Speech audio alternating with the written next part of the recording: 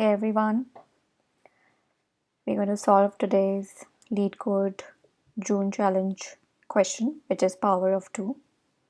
And the question states that given an input number, you have to write a function to determine if it's a power of 2. So we have a few examples here. If it's 1, because 1 can be represented as 2 to the power 0, the output is true. 16 can be represented as 2 to the power 4, so the output is true as well. 218 cannot be represented as a power of 2, hence it's a false. Let's quickly go to a board and brainstorm this a bit before we come back and write code. Here I've written the binary representation of a few numbers which can be represented as power of 2. And I did this so that you can actually have a look at these binary numbers and think in your mind if there's a pattern that you can see. I guess by now you would have figured that all of these numbers have only one 1 in them and nothing else. Like there'll be no extra ones. It's just exactly 1 1. And in our code, we're going to make use of this pattern. Also, we're going to make sure we use some bit manipulation. We're going to do a bit shift, right shift basically of our n. And how the pseudocode looks like is I'm going to assume that any number, any input that is a power of 2, since the last n is 1, anyway 1, if I come across another 1 in between, that means it's not a power of 2.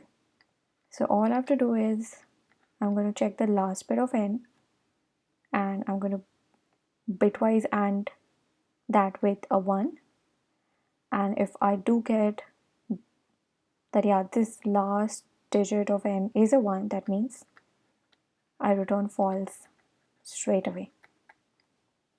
And the only next step that I need to do is I need to right shift my number, and at the end, if I've still not exited the function and I reach here, that means this number is indeed a power of 2 and I return a true.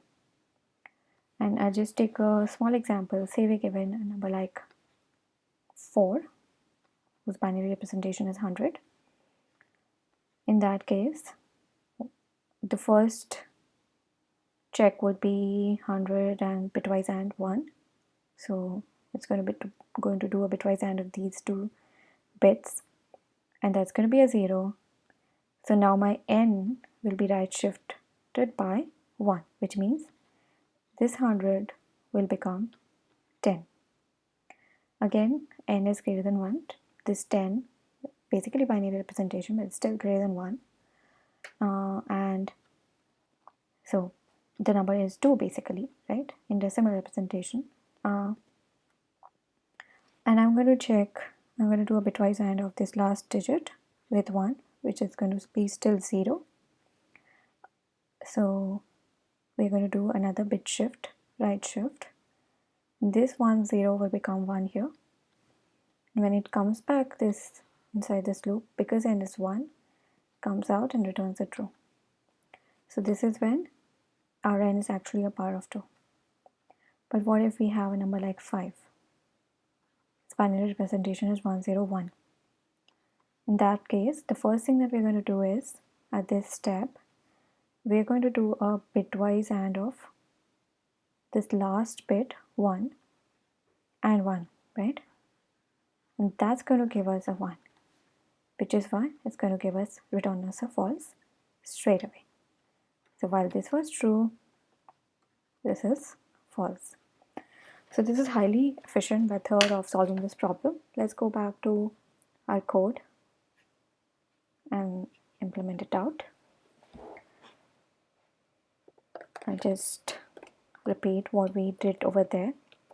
So we make sure that n is greater than 1, and if the last bit of n bitwise ANDed with 1 is a 1, that means it is not a power of 2, and hence we return a false. And if that is not the case, we're going to redshift by 1. At the end of it, if we are still here outside of this while loop, that means this is indeed a power of 2, and we return a true. One more thing that we need to do is take care of base cases, and there can be an input like which is less than 1, maybe 0, and in that case I would have to explicitly state that I want to return a false because 0 is obviously not a power of 2. Let's try and run it. Okay, cool. It's been accepted before because I tried it out before doing this, and I submitted it again and it's accepted.